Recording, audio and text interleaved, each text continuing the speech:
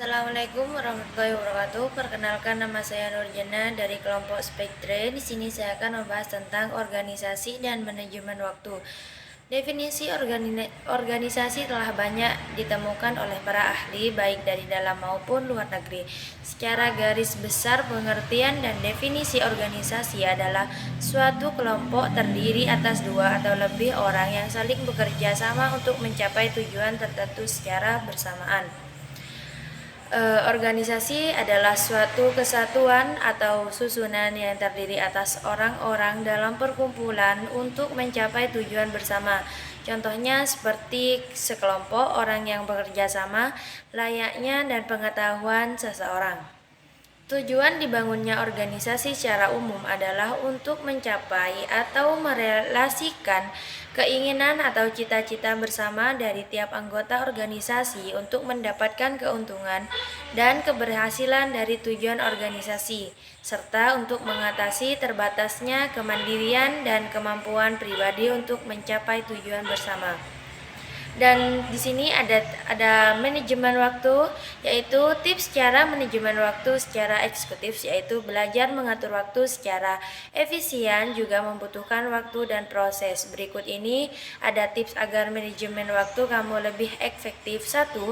Buat daftar tugas, yaitu pernah gak saat kamu bangun tidur bingung harus melakukan apa? Untuk mengatasi hal ini, kamu dapat membuat to-do list di malam hari sebelum tidur. 2. Selesaikan pekerjaan sesuai prioritas. Setelah membuat to-do list, mungkin kamu masih bingung pekerjaan mana yang perlu diselesaikan lebih dahulu. 3.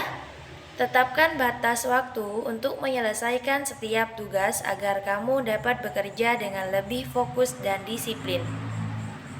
Belajarlah untuk menetapkan batas waktu untuk setiap tugas. 4. Membangun citra positif. Jika kamu selalu menyelesaikan pekerjaan tepat waktu, maka citramu di mata atasan, klien, dan rekan kerja akan positif. 5. Hindari multitasking. Sebagian dari kita mungkin berpikir dengan multitasking semakin banyak pekerjaan yang bisa kita selesaikan secara bersamaan. 6. Batasi gangguan. Saat bekerja, ada banyak hal yang bisa membuat fokus menjadi buyar atau terganggu, misalnya post, notifikasi, email, chat di grup WhatsApp, dan lainnya, apalagi game. 7. Gunakan alat manajemen waktu. Saat ini ada banyak tool atau aplikasi yang bisa kamu gunakan untuk manajemen proyek dan waktu. Dan ada lagi, yaitu baik, di sini saya akan menambahkan tentang pengertian organisasi. Yang di sebuah organisasi harus memiliki pemimpin dan mempunyai visi dan misi akan tujuan untuk membangun sebuah organisasi, yaitu berjalan dan lebih baik ke depannya dan bagus. Bentuk-bentuk organisasi itu adalah ada garis, ada organisasi fungsional dan lean atau staff, dan leni dan fungsional, dan organisasi komit. Di sebuah organisasi kan itu ada manfaatnya, yaitu manfaatnya mengembangkan skill, minat, bakat para mahasiswa atau orang lain, dan yaitu memperluas pertemanan dan memperbanyak relasi. Jadi sebuah organisasi itu bukan hanya membuat organisasi, namun bisa memperluas pertemanan kita, antara kita bisa kenal satu sama lain. Dan yang kedua, pembelajaran dunia kerja yang sesungguhnya. Dan di situ kita akan mengenal cara dunia kerja yang sesungguhnya, bukan hanya main-main pada umumnya.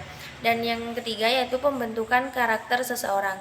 Dengan kita mengikuti organisasi, kita bisa mengetahui karakter kita sendiri ataupun karakter seseorang. Dan yang keempat, yaitu melatih internship, melatih kejiwaan kepemimpinan. Di sebuah organisasi, yaitu bukan hanya memberi materi ataupun yang lainnya, tapi melatih kita bagaimana menjadi seorang pemimpin dalam organisasi itu. Dan dan selanjutnya, yaitu pembentukan karakteristik seseorang. Dan di situ, di dalam sebuah organisasi, kita masih dibentuk untuk mengetahui karakter kita masing-masing dalam hidup kita, yang belum tahu, oh ini kelebihan saya, oh ini kekurangan saya. Jadi dengan mengikuti organisasi kita itu bisa tahu pembentukan yang ada di dalam diri kita. Dan yang terakhir itu peningkatan terhadap wawasan dan pengetahuan seseorang. Dan kita mengikuti organisasi itu bisa kita mengetahui, oh itu loh yang terbaik, oh itu yang buruk gitu. Dan masih banyak lagi. Contohnya organisasi yang ada di kampus yaitu Badan Eksekutif Mahasiswa atau bisa yang disebut dengan BEM. Dan ada banyak lainnya, yaitu himpunan mahasiswa, ada Himatif, HMM, Himasi, Himanto, dan lain-lainnya. Cukup sekian dari saya. Apabila ada kesalahan, assalamualaikum warahmatullahi wabarakatuh.